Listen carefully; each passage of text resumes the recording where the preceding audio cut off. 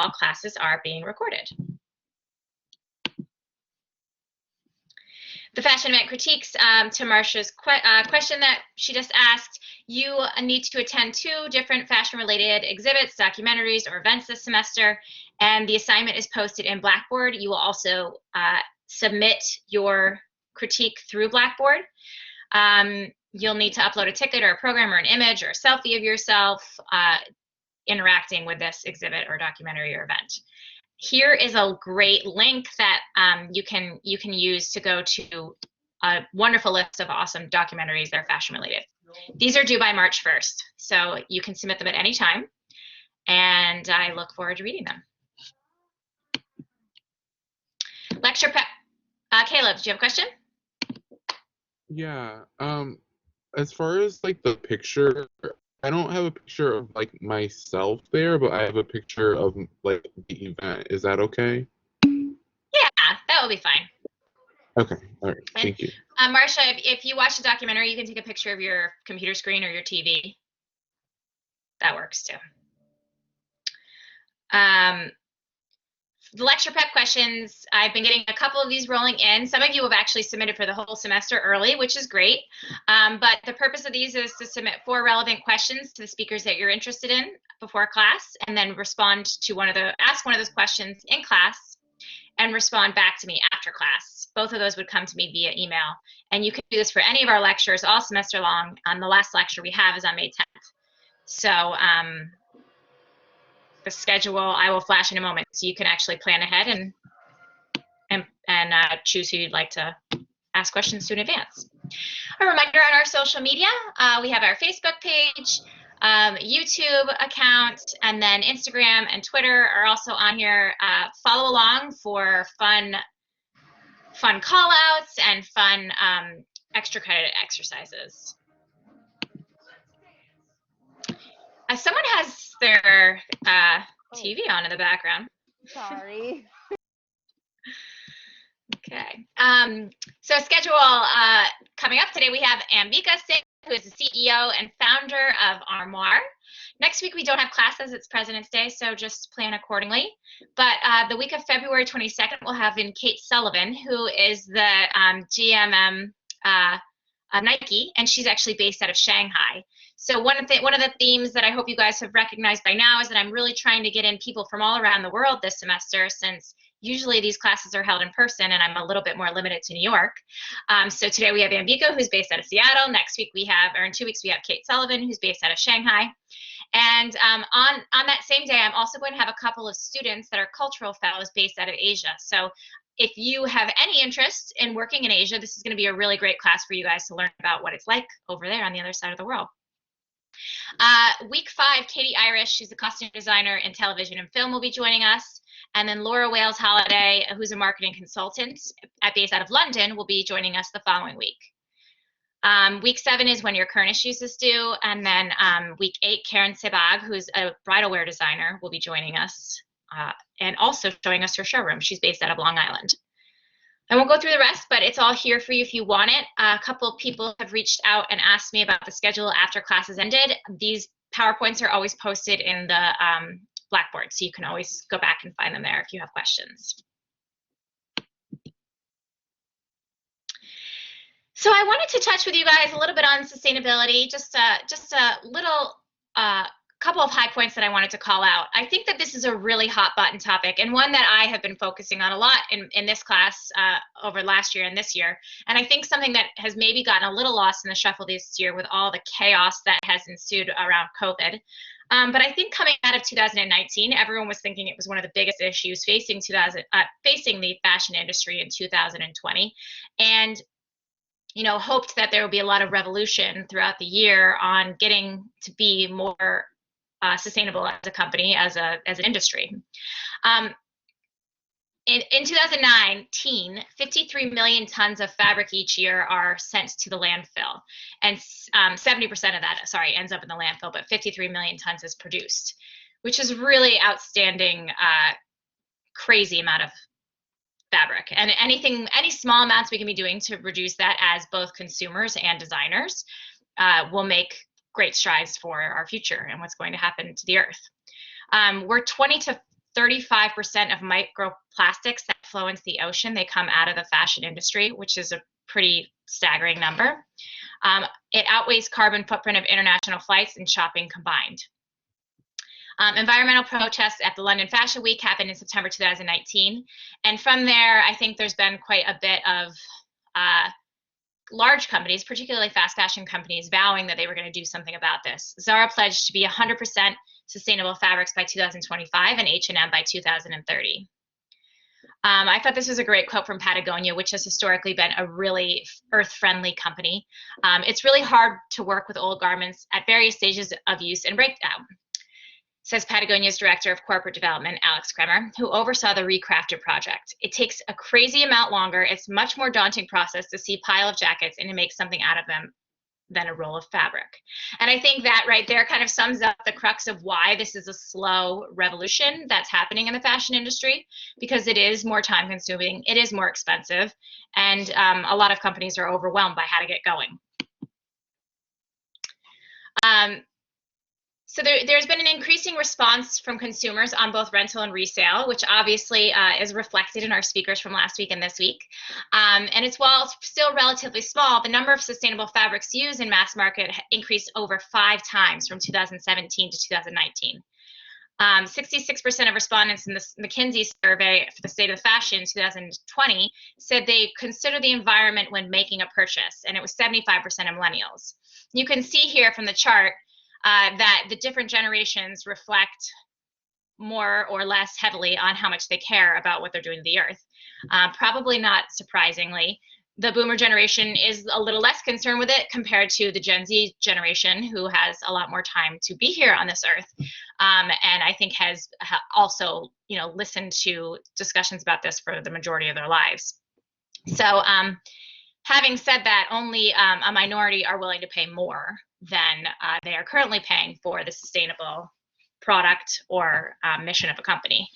So I think that's the real challenge for the companies, is to figure out how to do this in a profitable way.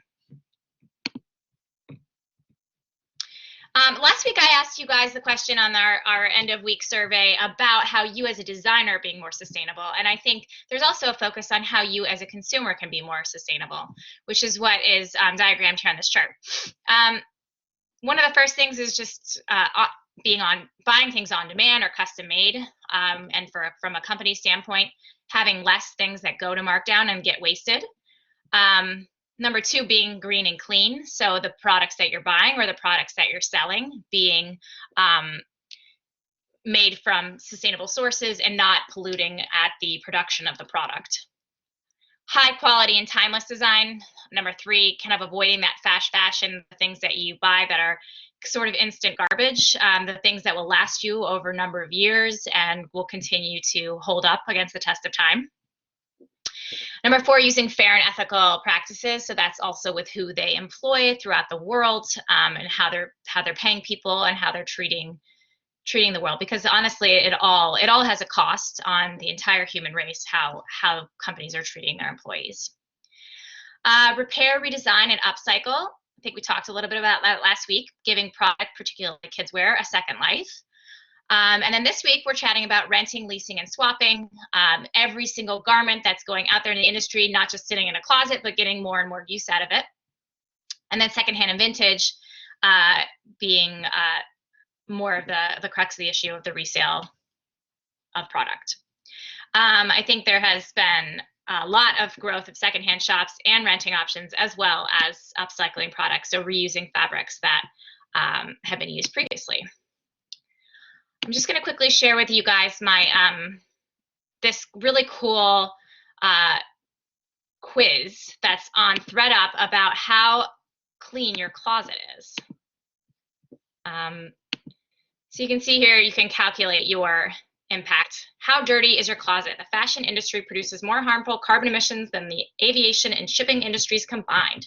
Does your closet contribute to climate change? Find out with our fashion footprint calculator. ThreadUp, if you're not aware, is an online thrift store. You can sell your own product there. So how often do you buy clothing new and used? I'll quickly select some answers. 2 times a month, particularly right now when I'm not going anywhere. How many items do you buy in a year? gonna quickly fill these. Seems like I probably did a lot. How do you purchase your clothing, online or in store? That's probably 50-50. What percent of your clothing purchases do you return? I don't know, 25% maybe? It's probably, I know in the industry, a lot of times 20% would be a pretty normal return rate. Did you know that returning clothes has a significant impact on the environment? Only 50% of returned garments are restocked by traditional retailers, and a staggering 25% of them then end up in a landfill. It's kind of a shocking number when you think about it from a consumer standpoint. So buying only what you're going to wear is smart.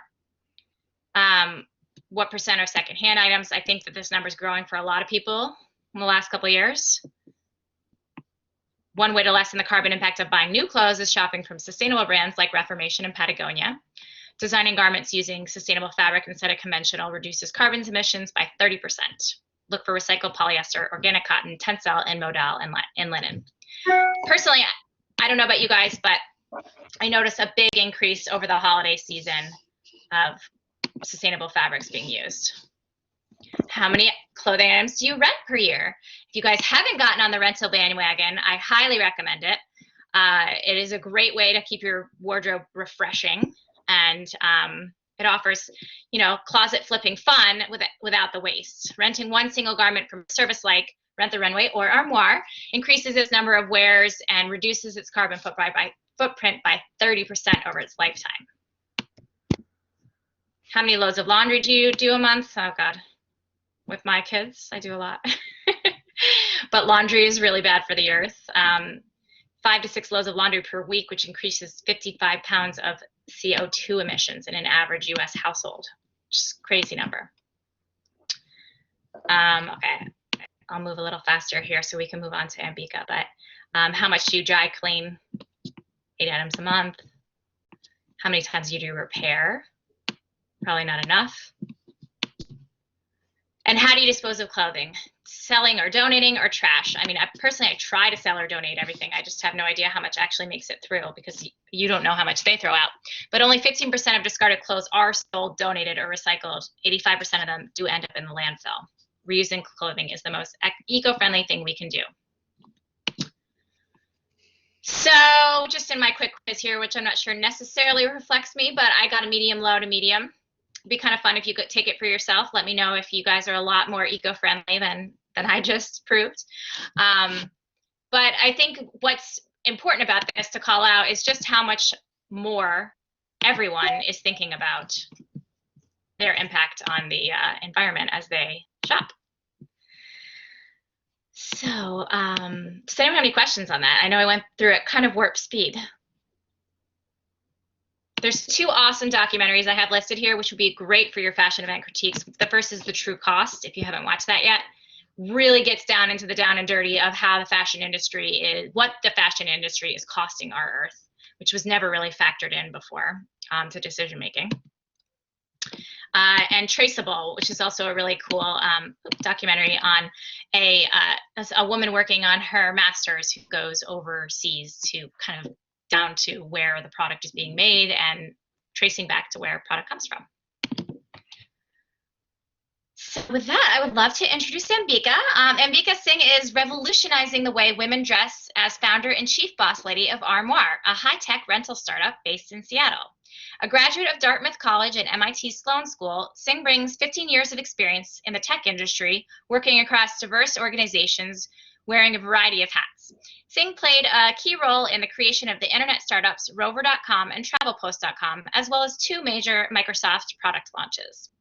Singh has been recognized on the Puget Sound Business Journal's 40 Under 40 list and profiled by the Seattle Times.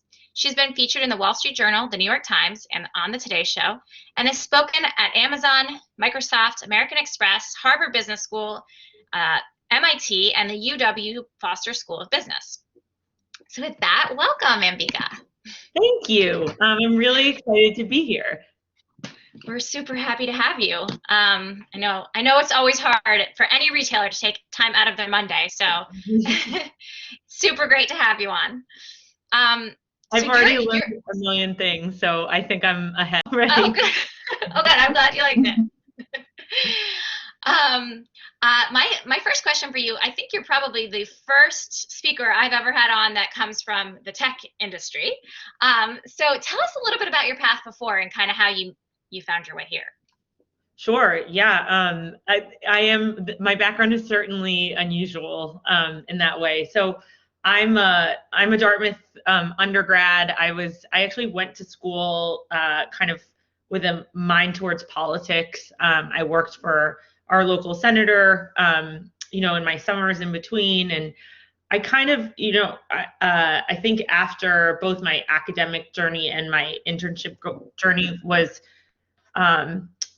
honestly just like a little bit disheartened with the amount of impact that I perceived was happening in the political arena, and it really kind of like funneled me towards business because I had come from an entrepreneurial family, and I think in my mind, small businesses, medium-sized businesses, I had seen how kind of like on an individual level, if you can create a great working environment and run a business that helps people take a great paycheck home, that can be really powerful in terms of like changing people's lives for the better. So I kind of, turned my path towards business at that point, and worked on all kinds of things. I started at Microsoft working on the world's largest student technology competition. So kind of like pretty different than maybe what you might think of at a place like Microsoft. It was really more of like an evangelism role and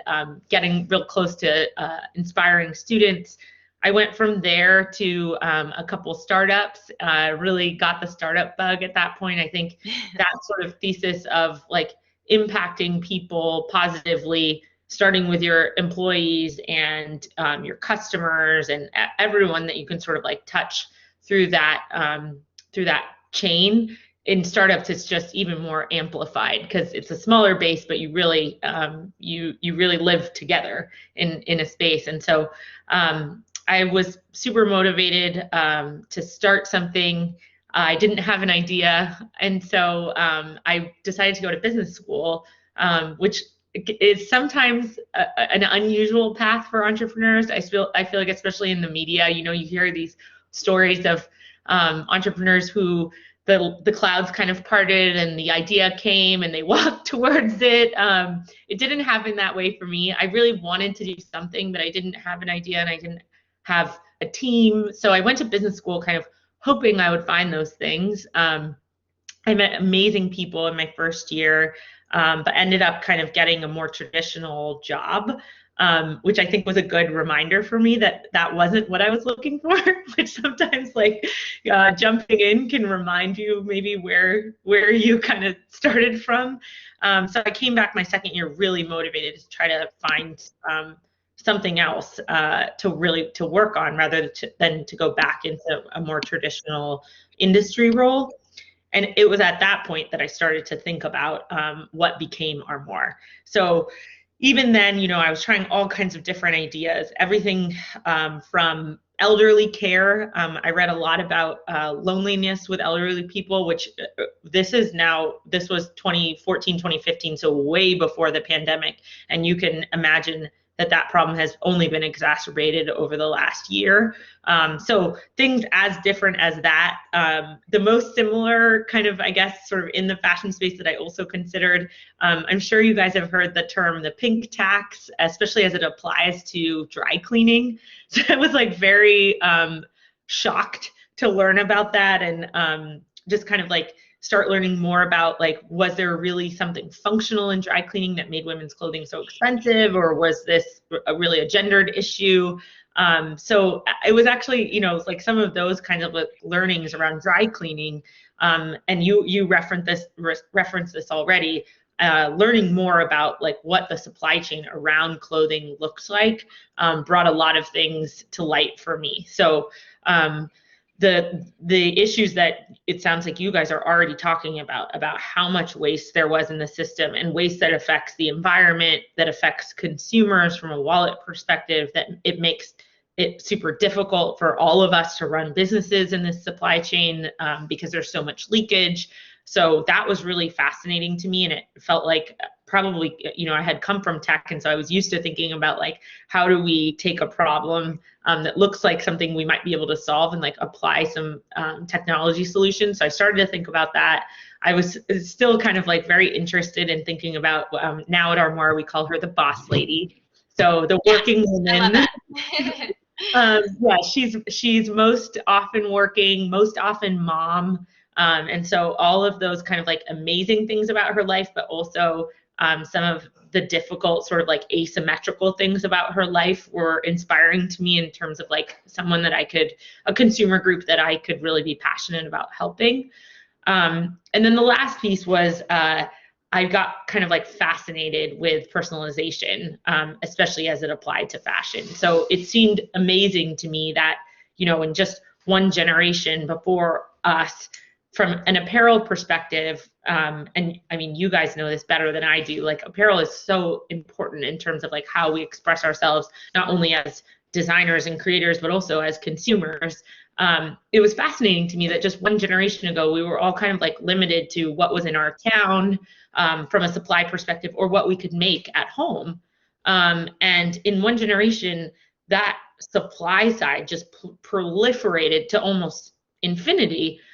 Because now, you know, we can all log in, and I mean, these earrings are from India. I'm sure the jeans that I'm wearing are, you know, started the life far away from here. So it was fascinating to me that there was such a proliferation of choice for the consumer, and the upsides and the downsides of that. So those kind of like three things they were the underpinnings of Armoire and still are. So a focus on the boss lady, a focus on improving the supply chain, and that's what brought us to rental. And then lastly, personalization for the consumer so that she could take advantage of this incredible proliferation of options that were in front of her without it being sort of this really overwhelming experience. That's great. So I feel like when speaking with entrepreneurs, I think it becomes obvious early on you have this great idea, but there are blind spots that you have that you need to fill. So how did you get yourself going, and how did you kind of fill in those blind spots? Yeah, and I love that you brought that up, because it seems like, especially lately, I have been grateful for those blind spots, because I think if I had known all the things, I mean, you know, like naiveness in some ways is it's positive because it gives you courage, but it also gives you the opportunity to see things differently, because frankly, you just don't know better. So I didn't know better to not look at things a certain way because I was new to the industry. I was a new entrepreneur. So I think those blind spots can sometimes be part of your power. So don't worry at all if you don't feel like you know everything, because none of us do. Yeah. So yeah, so how did I get started? It was wild. So I had been thinking about this for a long time at that point. I think again, like to go back, I never had that moment. Like I never had the moment where I was like, oh, today I'm starting a company and like Armoire is here. It was very much like a gradual evolution of things. And for me, a big step was even acknowledging to myself that I had this idea. So I still do this, but like, to me, it starts with like saying it out loud to myself, which often happens in the shower. And that's like a courageous step for me, like even it coming out of my mouth. And then, you know, talk to myself a little bit more in the mirror, maybe. Now I can see myself and like kind of guess and check whether I sound crazy or not. And then sort of like evolving past that, like tell a couple of friends, maybe tell your partner, kind of like get used to the idea of really what is this thing that you're talking about. And in the end, at least for me, when I'm talking to other people, in a lot of ways, I'm really talking to myself. Like how does it sound? What do I think? Like, you know, like what parts are missing? What is not logical? So I think for me, that process of kind of like ideating in my head with other people, getting sort of like courage around it, filling in the blind spots is a really important process that I continue to do. So more tactically, I mean, I had been kind of like going through this, and at some point, you know, there had been a lot of talking, and like I felt like I needed to get some action going.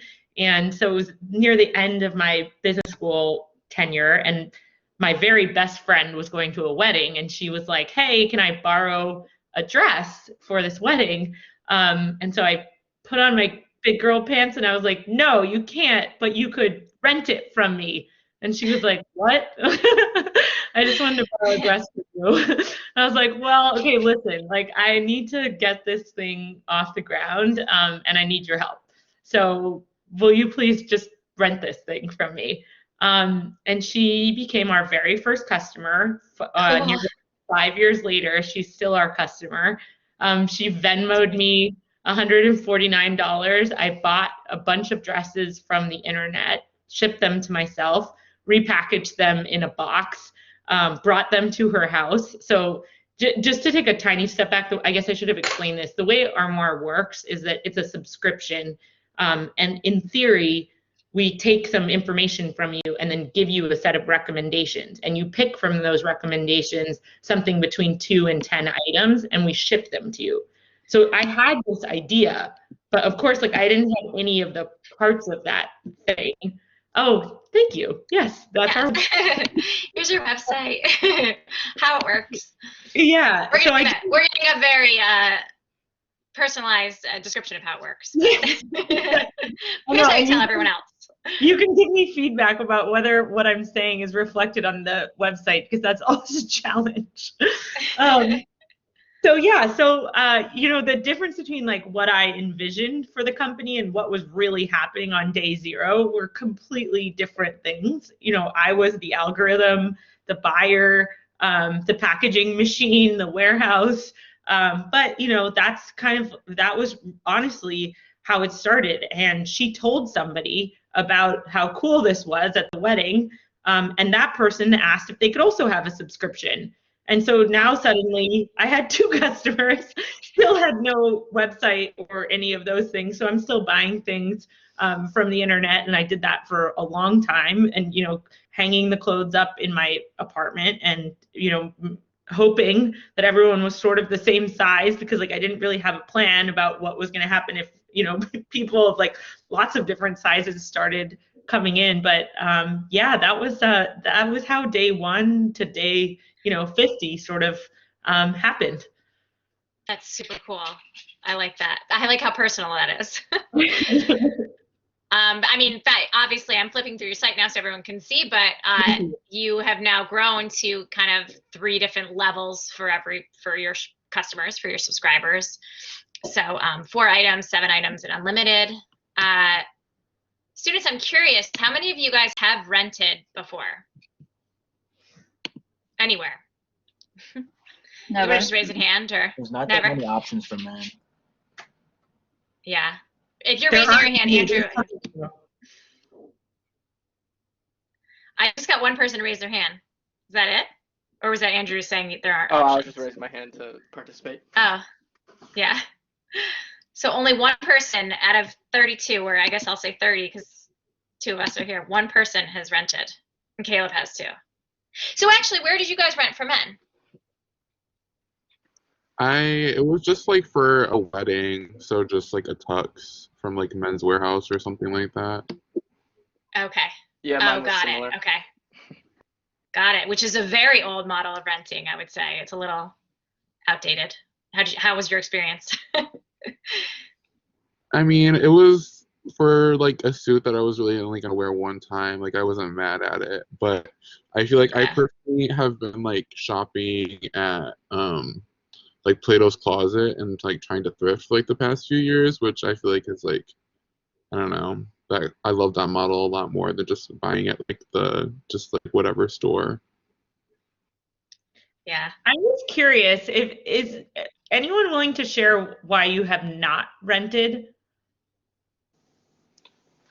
For me, I hate mailing stuff. Returning it. So if you I've had heard that from Oh, sorry. I want to get over it. No. But it's just something that's like, for some reason, I'm like, it's like going to a store for some reason, walking all over is like easier, but it's like then going to like on my way to mail something. I don't know. It's just more like me. I gotta train myself to get out of that box.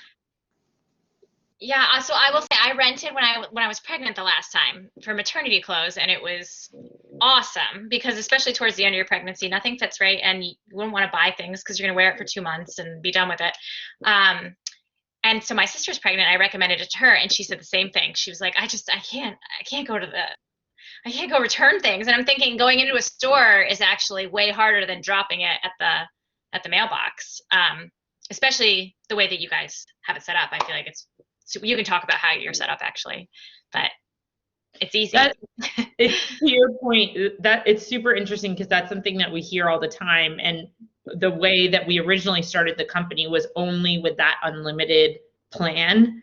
And I realized like over time, we were selling a particular value called swap the clothes all the time. It's even in the name.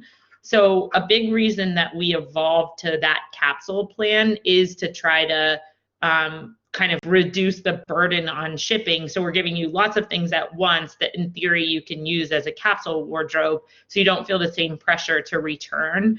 Another thing, pre-pandemic, we had 2 retail stores where you could walk in and rent. So everything was available in your subscription, but it wasn't a cash payment. So I think that's super useful, and thank you for sharing for me because I think that's it's actually a kind of I think an issue with the rental service because of the fact that its genesis comes from Tux rental, and then in the women's space, the event rental equivalent with Rent the Runway, which really was a transactional, one-time thing. So of course the shipping has to be a big part of it. And instead we're trying to speak to people more about ownership for as long as you want the thing. It's very cool. Jennifer, did you have something to add? I did, yeah. I wanted to touch in on how you said as to why we hold back from it. Yeah. Personally, I feel like what happens if you receive an item and you fall in love with it? Are customers allowed to keep the items they want, or do we give everything back whenever the rental's over?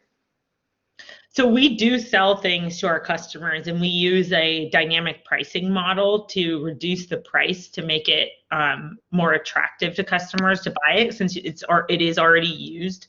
The thing that we kind of think about both from a sustainability and from a business perspective is that we never want to be sort of driving impulse purchase with price. So like I don't want to be sending you 90% off sale things because it's antithetical to us sort of saying, hey, buy something that you love, because then I've changed the equation to saying buy something that I told you was a great deal, which puts us back kind of like in the other camp of fast fashion and stuff, which we're trying to get away from. Also from a business perspective, one of the great things about rental for us has been incredible customer loyalty. And I think that part of that is that the customer doesn't look in her closet and see a bunch of sort of mistakes. So I really want you to buy things that you love the way you described it, but I don't want you to sort of feel convinced to buy it because of the price. So it's a fine balance. Yeah, that's a good way of thinking about it. Caleb, did you have something to add, or did you kind of say it before? Oh, yeah, I guess I really haven't, like, I didn't really know that was really a possibility. I know, like I had mentioned, trying to shop like a little bit more sustainably. Like, I like to switch out my wardrobe a lot. So like, I'll have my wardrobe for like the summer, and then I want to buy all new things for the winter. So like being able to go and sell like my garments, I really love that. But knowing that I could just pay for a subscription and they just send me things for a few months or however long it is, and then just being able to send it back, I love that. Yeah. You should check us out. We have our size range kind of constrains us to some extent from being able to service everyone, but we do have lots of people who may not be kind of traditional kind of like, dressing in one aesthetic. People kind of like dress however they want with our clothes. So I love seeing the coats and the jackets on lots of different people. So check us out if you're curious. Thank you. Philip, did you want to say something?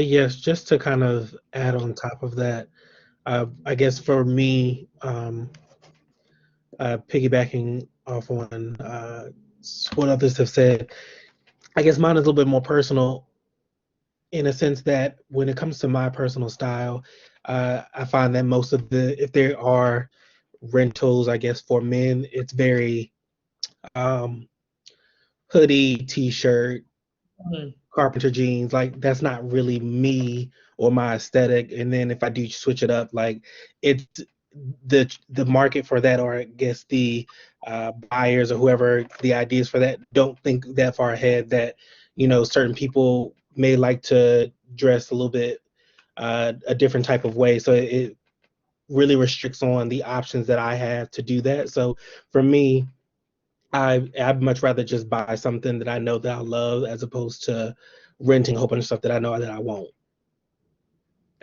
I really appreciate you sharing that with me, because I totally hear you, and I think your assessment is completely right. I just think of that as opportunity for Armoire, because we should be able to find amazing things that, and part of that may come through having people like our customers or people like you kind of like help us find things that are sitting in smaller nooks and crannies. And our first kind of foray into that is that we have a big commitment towards small designers. And it's amazing to see that I think because the barrier to try is lower with rental, we see a lot of uptick on small designers, because I think people they do want to wear things that are different, that aren't, it isn't like you walked off the Nordstrom store. So I think that's a huge opportunity for us. We've just got to figure out how to have the eye like you have, to make sure that we can kind of like match the right person with the right thing. Yeah, that's a good, Molly Patrick Epstein was on last week. She's the owner I was speaking about of the consignment shop for children's wear. And that's the one thing she said. She said, why do you want to wear what everyone else is wearing in the mass locations? If you do resale, you do rental, you can be a little bit more niche, which is kind of cool and unique. And I think one of the things I see with that is like, it sometimes has to do with confidence, where, if you're not quite sure about what your own personal style is, like I missed the person's name who was just talking. Was that Philip? Philip, I think. Yeah. So okay, great. Like you have a very distinct sense of like your style and who you are. But sometimes I think if you're still developing that, or maybe you just don't have that, you look for like social proof, where it's like, oh, well, everyone's wearing that sweater, so it must be cool. So if I wear it, I'll also be cool. And one of the ways that we're trying to hurdle that is that we've built a community inside the experience where people can post a photo of themselves in the item. And one of the most heartwarming things for me over the last year, I think as people lost a lot of social connection, was to see how positive folks were with each other about, especially when people were clearly trying things outside of their comfort zone. And that seems to me like it could be an interesting way for us to help people sort of, find their style with just that little extra boost of like, I don't really know you, but like I see you and you look great and you should go out there and give it a try. So that's been a fun thing to watch. Yeah, I just came back to your site because I was thinking of how you have this section about what people are saying about the clothes, because I do feel like searching around your site, there is a lot of there's a strong community feel to the shopping, and particularly, oh, look at this, someone's trying to spot me. He's gonna try to sell you something. Watch out. But there's a very strong community to it, and obviously we're on this call here with a lot of fashion people who know what they're doing and putting outfits together and know what they're designing. But it is a really interesting model in a way that as a designer, potentially you guys could share your skill more too, working with companies like this. Yeah, I mean, we would love to have you. One of my favorite quotes from one of our suppliers was that they're an up and coming brand, and that kind of traditional advertising on Facebook, for example, will take their item and sort of put it next to like a Theory blazer, and Theory, of course, is going to have that name recognition, and the customer may not recognize your new name. But like what he said to me was that I believe in my product, and if I can get it on a person, I know it's going to beat out the kind of like maybe more mass market thing. And rental, a great thing about it is like you can take a smaller amount of product and put it on lots of people, because that's how it works. And especially with the review system, which all the rental companies have. I'll say ours is more kind of like in depth, but it really does, like, you see the positivity of really well designed product, because people talk about it and they love it. So it's a great way, I think, for small brands to get themselves out there and not have to compete so head to head on kind of more traditional advertising platforms. That's great. I'm going to take one more question and then I'll get back to my list. Anna, did you want to add something? Yeah, hi.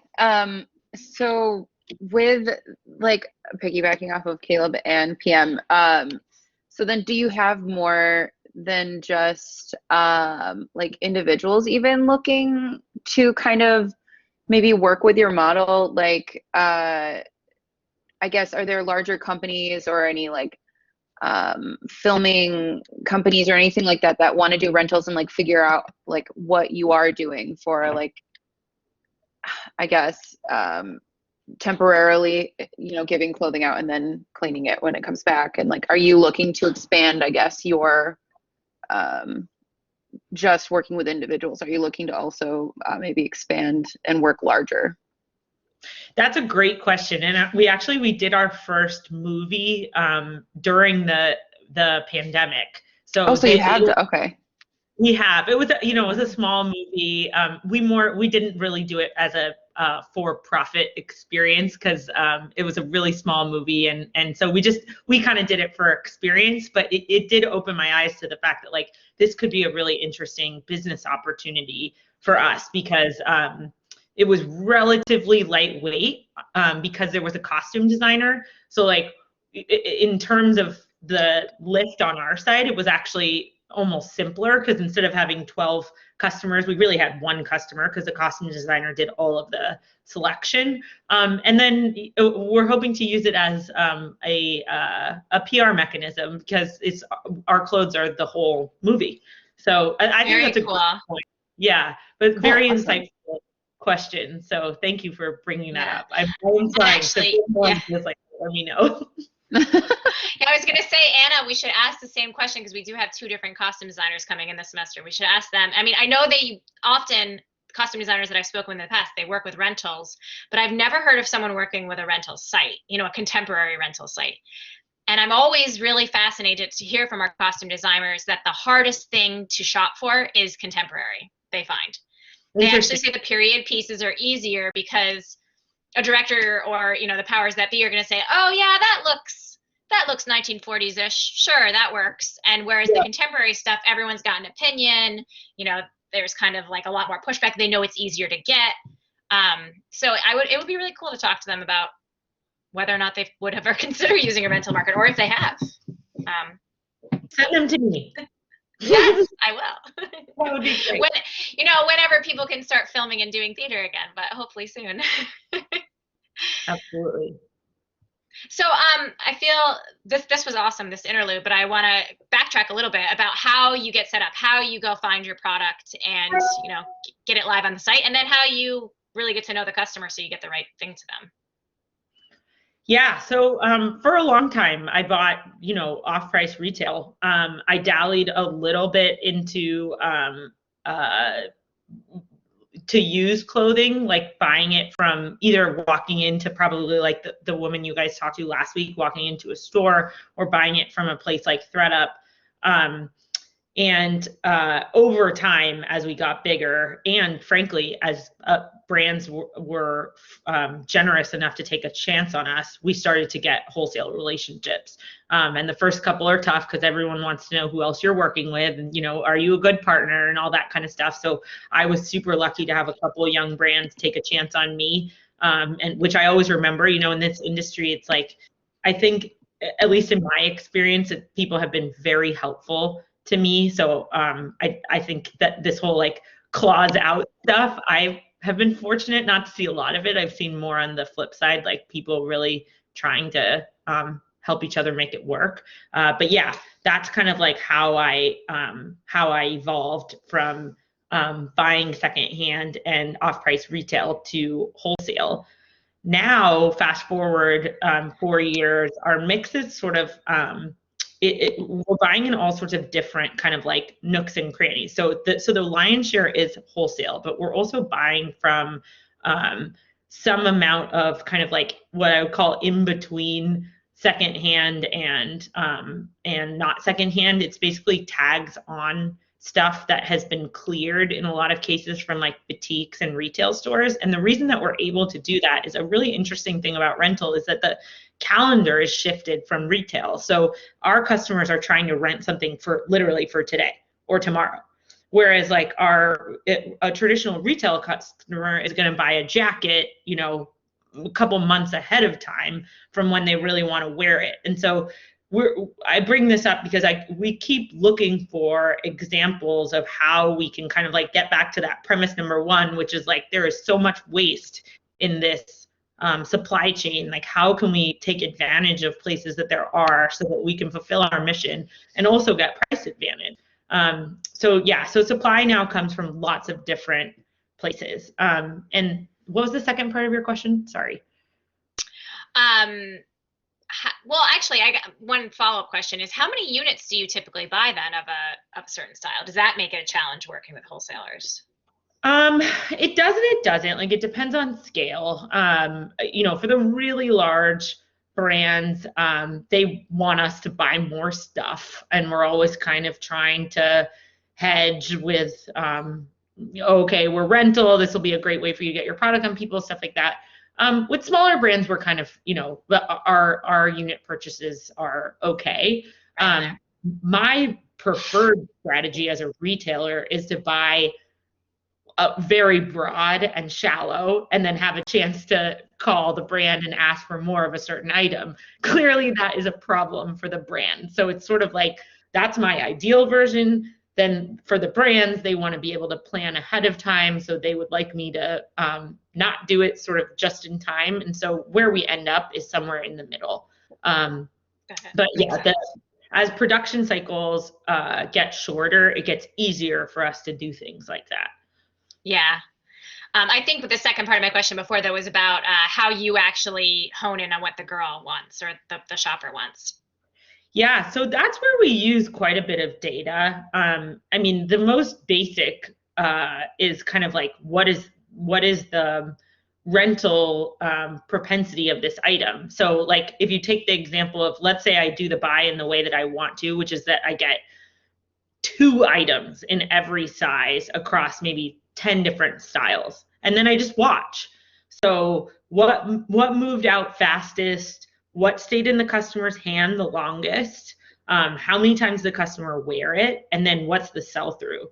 So between those 4 metrics, that's really giving me a sense for like which one of these items is really a winner. And for me, there's certainly brands that are stronger than others, but we're trying to really look at the style level because you know, you guys probably know this much better than I do. Like styles are sometimes, you know, you get a big winner and sometimes it's just a slight difference and the customer doesn't, it's not as attractive for whatever reason. So on the retailer side, my goal is to get my customer to tell me what she likes and then for me to be able to follow that thread. Map.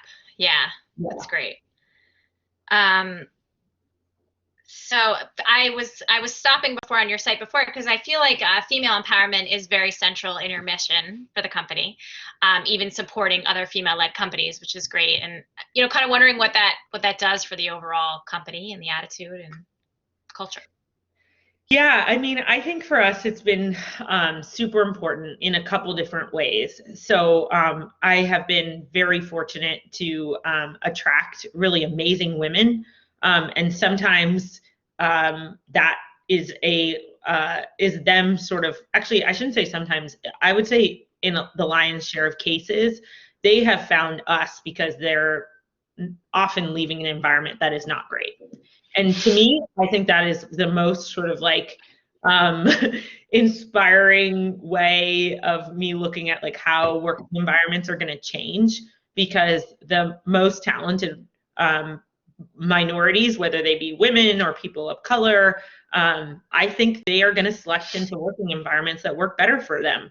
And on my side as the hiring manager, it's fantastic because I have an outsized kind of access to incredible talent without having to sort of like, pay expensive recruiters to go find that. So I wish it was a funnel that didn't exist, because that would mean that we didn't have that problem. But in the interim, we're certainly taking advantage of it. And so our team is, very kind of like, it's balanced. It's certainly strongly women. So we're about 80% women or people who identify as women. So, much kind of like more on that side.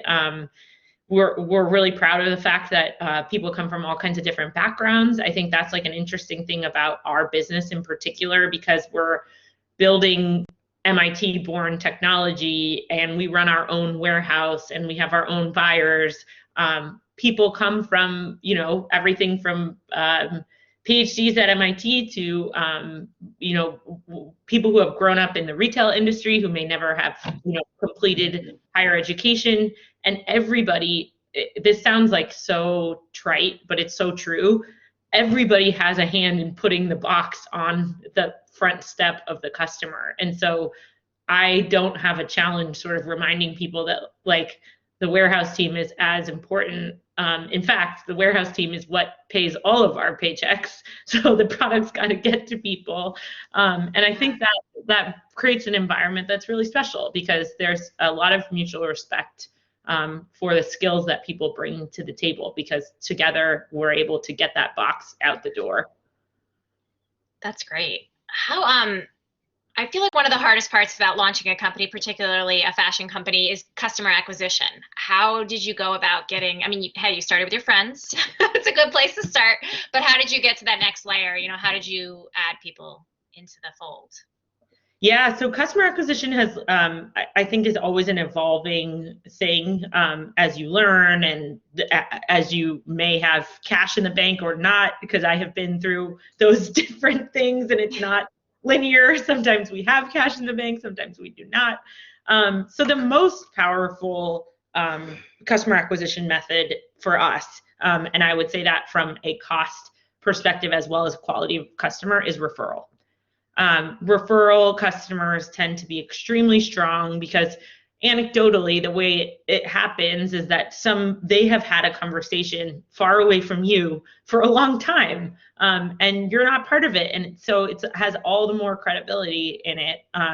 And before offices were not a thing, a lot of ours happened in the office because, person A may be observing person B every day, and eventually they're going to ask, how do you have all these clothes? So that's the best kind of referral. It's a hard one from a marketing perspective, because it's a hard one and a great one, because it's kind of like, if you do everything right, the referrals are going to come. So it's sort of a testament to like how your whole machine is working. On the flip side, it's very hard to identify, referrals not as strong this week as last week, so all I have to do is turn this dial. It's not really like a single point that you can kind of like go in and figure out. So the other things that we do that are a bit more predictable are spending money on our lovely social channels that we all adore and that are extremely expensive but effective. So we spend a good chunk of money on Facebook and Instagram, Google search. We do quite a bit of email marketing. So this is one thing that I think is a good tip. I'm on all of our competitors and adjacent and just companies I admire. I'm on everybody's email list, because I think that you can get a lot of ideas about how people are talking about their customers. So a lot of our email, marketing is inspired by other folks. So check out what they're doing and what is applicable to your business. So email is really important. And then beyond that, we're dallying into influencer and affiliate. I wouldn't say that we've got a dialed in model. So if anyone knows more than me, I am really trying to learn how to make that effective. But I think that should be a good thing for us. If I zoom out just one step, I think the interesting challenge for this industry, meaning rental, is that exactly, you kind of opened it in a perfect way. Like, of 32 people, no one is renting their clothes right now. So if you think about the awareness funnel, we are way on the beginning edge, where people are perhaps lightly aware that this offering exists.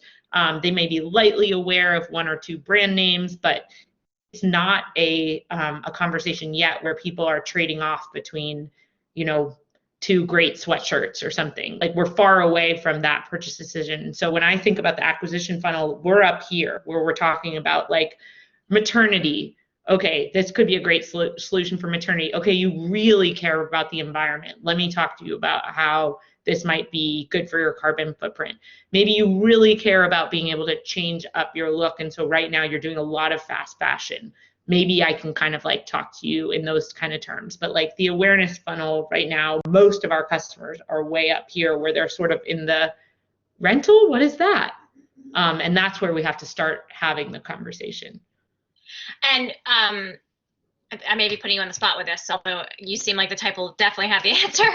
Where are most of your customers? Are you like, is there more of the suburban mom vibe, or are you getting a lot more metropolitan or spread out?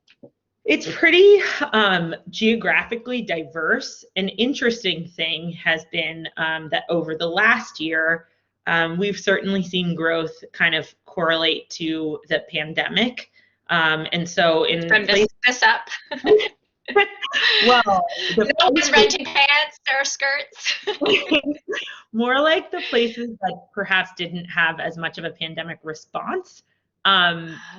We've seen growth. So it's a little bit of like an ethical kind of like tricky thing sometimes for me, where I'm like, oh boy, like we're sending clothes to a lot of geos. Like the up from the waist, I feel great about.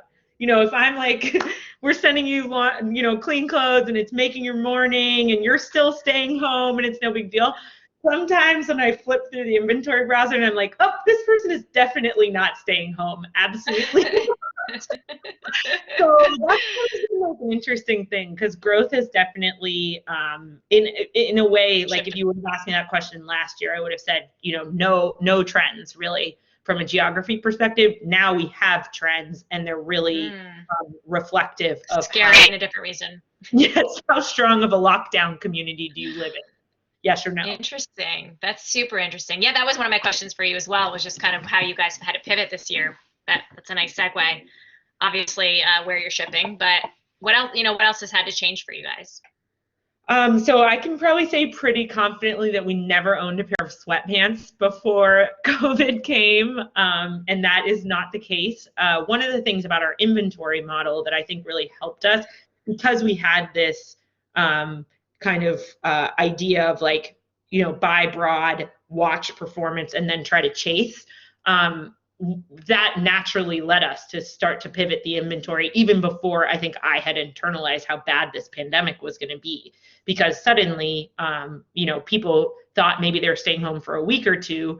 So instead of them renting a work dress, suddenly everything like that was anything remotely close to sweatpants started to fly out. And so we learned quickly that like this was going to be a new kind of like important category for us. Our suppliers, the ones with shorter production cycles, reacted really quickly. Ones with longer cycles, like it was tough for them to react quickly. And so, you know, we'll see kind of like how we all have, I think we all have to help each other shake out through this, because, you know, we need them just as much as they need us. So we've got to figure out a way to help them kind of like come back, because essentially, you know, a lot of people have missed like 2-3 seasons at this point, and they're sitting on a lot of inventory. So yeah, to answer your question, we have a lot of athleisure, but I think for customers, you know, they still enjoyed the idea, and especially, you know, for the moms in our community, we were the only ones in a lot of cases who were like cleaning up after them, if you think about it that way. You know, like we were doing their laundry. It was just like one thing that they, somebody was sending them a special present every 2 weeks with clean, fresh, cute And that was something that brought people joy. So that was inspiring to be part of that. That's great. Ariana, did you have a question to ask?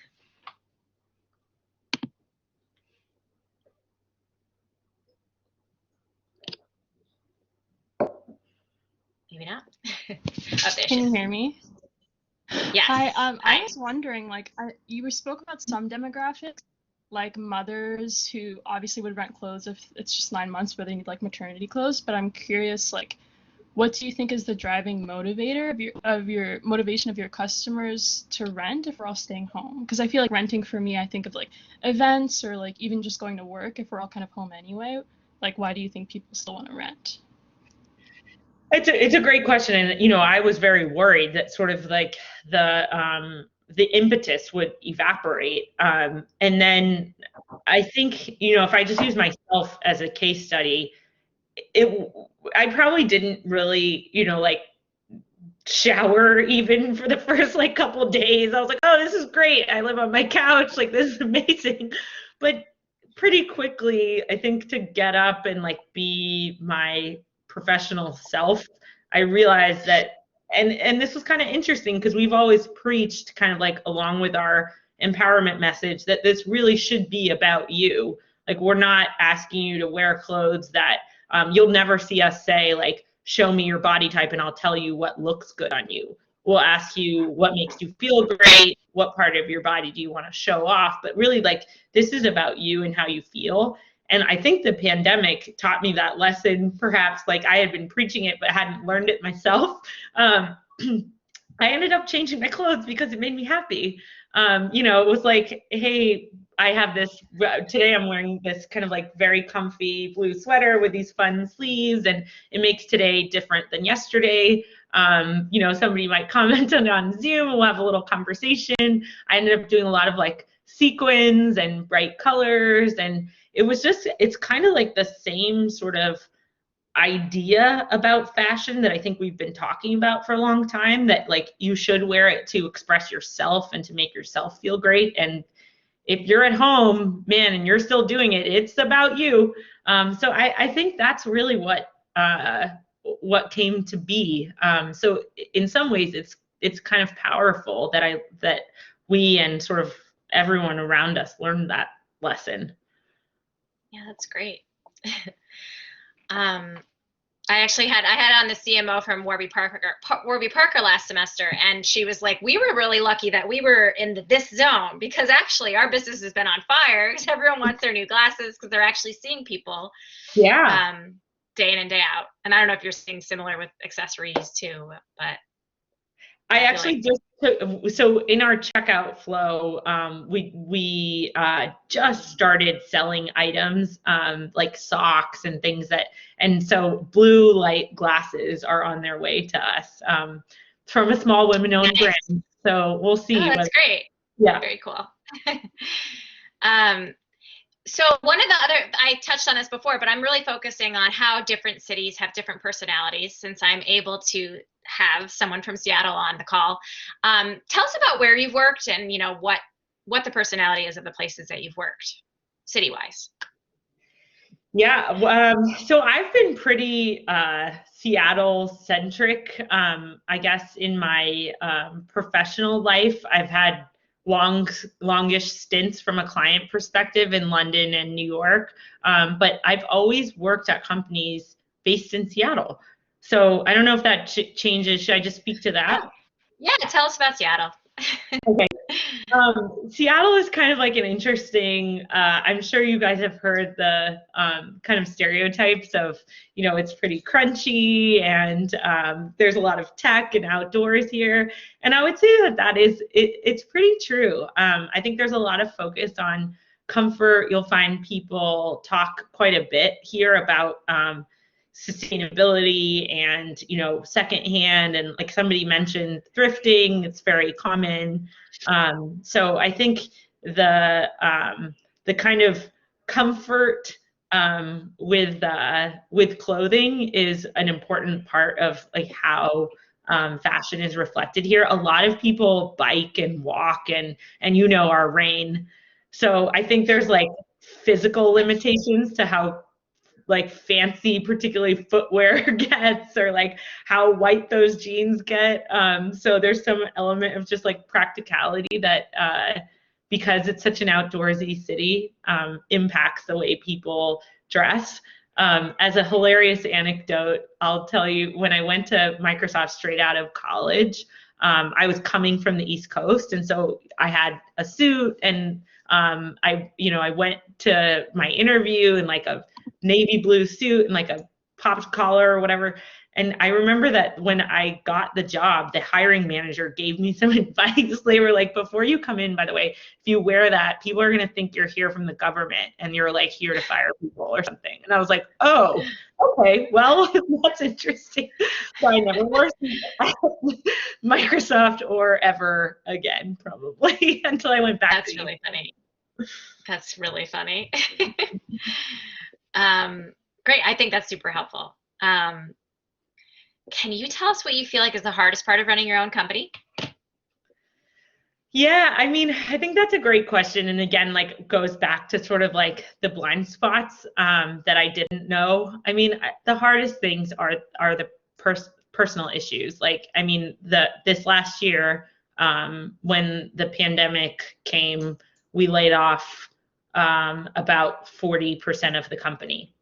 And that's something that I was never prepared for. I mean, I guess somewhere in my mind, like I knew that could be an option, but it wasn't something that, I mean, I don't have kids, but I imagine that like if I had a child, like there's probably all these terrible things that you know could happen, but you don't like sit there and like make a plan for them. Like, you know that it could happen.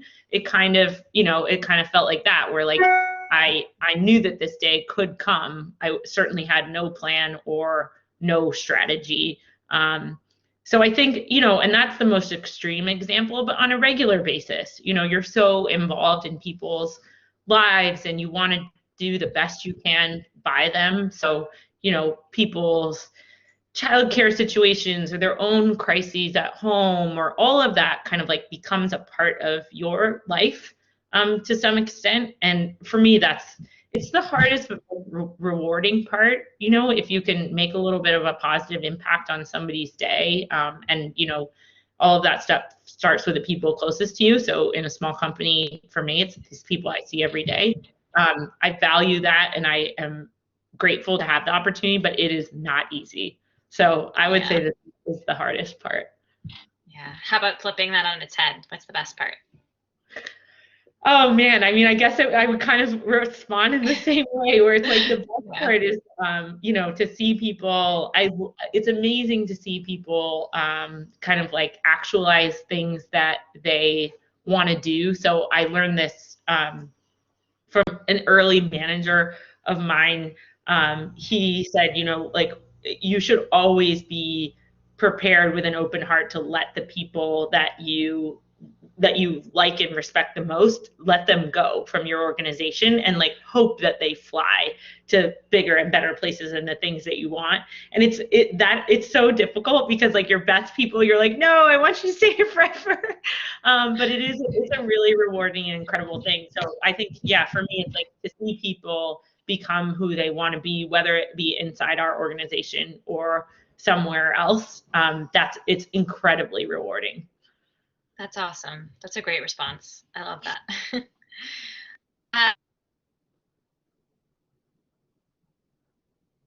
Uh-oh.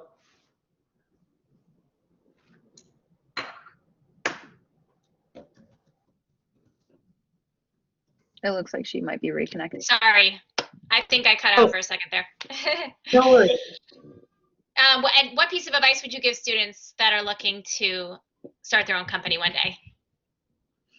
My best advice would be to try to make sure that you do something today that's a little more than yesterday. So if you come back to my story, like I think if I would have kept waiting for like an aha moment or for some really big insight to come, I would still be waiting. So I think like whatever part of the journey you're on, just for every day, try to go a little bit forward and don't psych yourself out with the fact that like, oh, what am I getting into? Most decisions that we all take are they're undoable. You can mediate them, you can change them. But as long as you keep pushing forward a little bit, you'll know something more than you did yesterday. And I think that is a lot of where businesses and great ideas die, is like in that analysis paralysis stage. So my advice would be a little bit more than yesterday.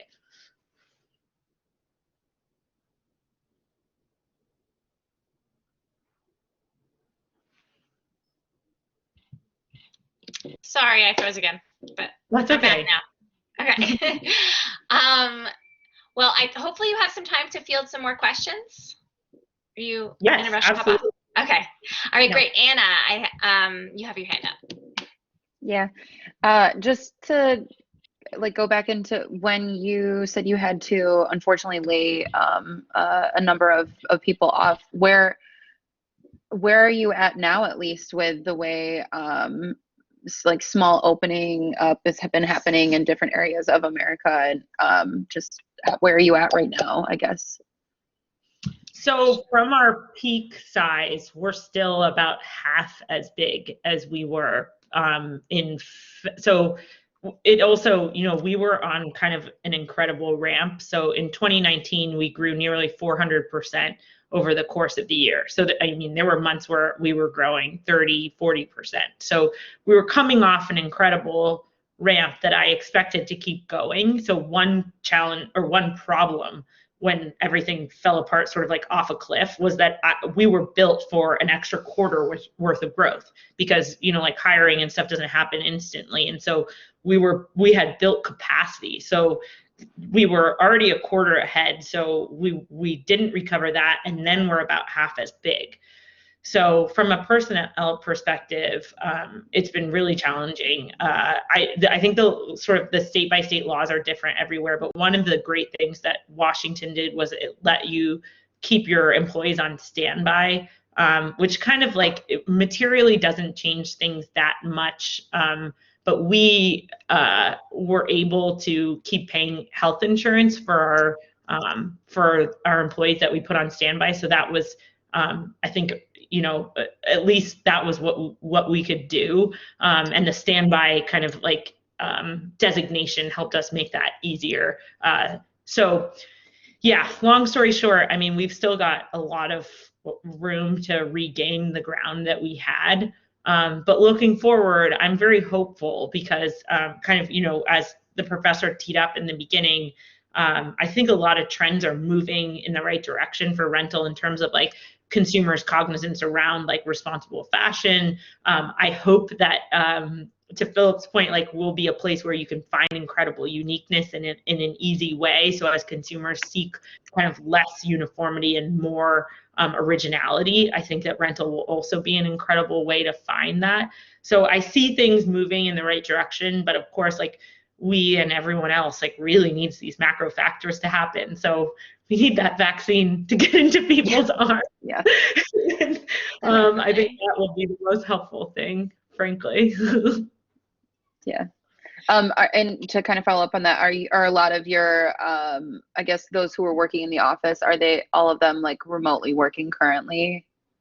And So that was an interesting challenge too for me, because one of the things I've prided myself on is like a lot of equality between our very diverse workforce. Holidays were the same. It wasn't sort of like, we were treating this group of people different than but when the pandemic came, that was the first time that we sort of said, this group of people gets to stay home and work, and this group of people needs to show up. So that we gave up our office. We were fortunate to get out of our leases in our retail stores pretty quickly. But our warehouse, by the way? one in Seattle and one in Kirkland. So Kirkland's like a suburb of Seattle. So both kind of like pretty local. Correct. It was actually like down the street from Costco. Yeah.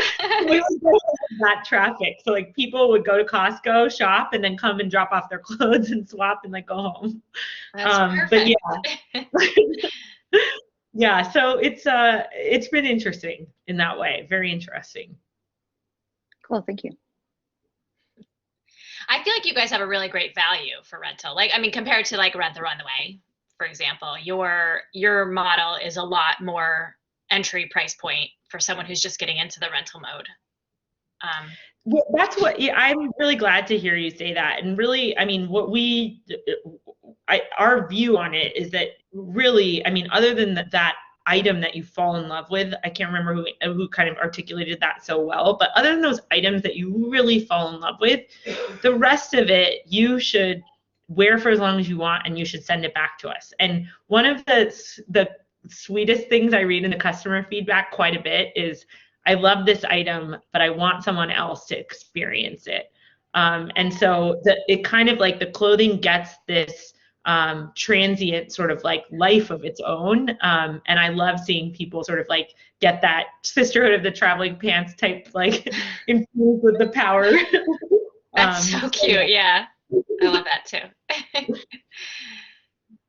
What other questions do we have out there?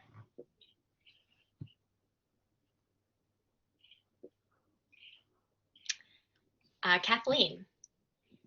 Hi, have you ever had brands, especially like probably towards like the more beginning of opening your business, did you have brands that didn't want their clothing to be in a rental service? I don't know, I was just like really curious about this. Absolutely. And I would say I have seen that change kind of like markedly every year. So the first year before we even started, I went to there's a couple of these big shows. I'm forgetting the name of the Javits Center one. Coterie. Is it called? Yes. So I went to Coterie in 2014, and I hadn't really started Armoire at that point, but I was like thinking about it, and the brands were like horrified. They were like, "What? No, never sell to you." And that has really changed. I would say in the last year or two, I don't know that anyone has said no, not rental. Anything else? Any other questions out there?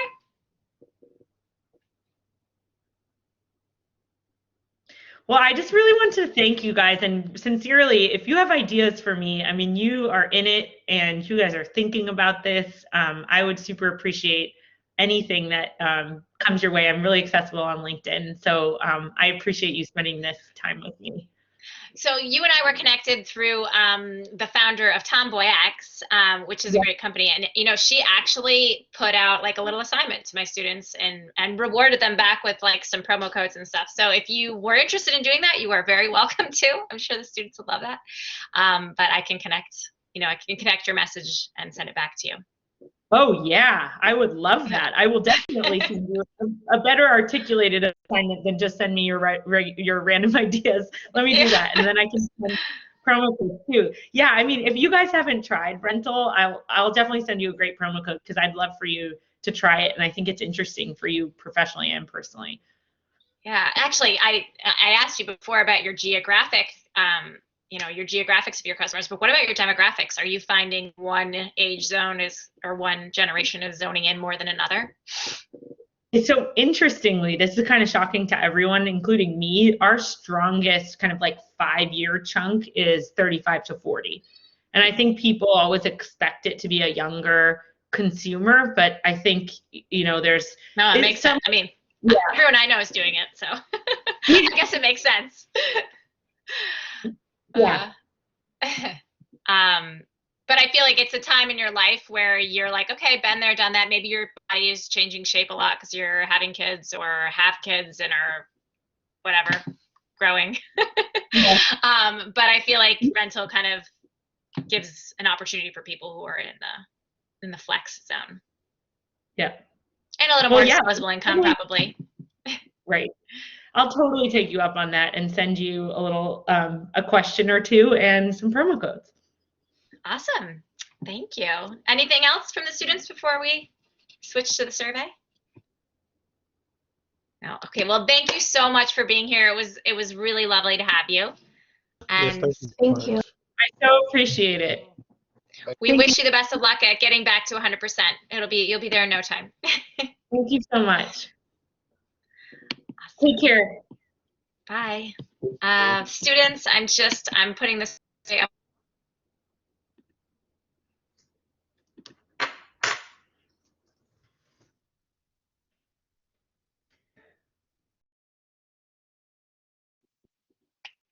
If anyone has any questions, feel free to ask me now or over email.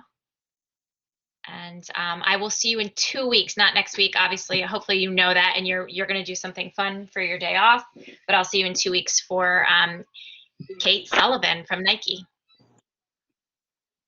Great, thank you. Thanks. Thank you. Thank you. Thank Bye, you. Professor. Thank you. Thank you. Have a good night. You too.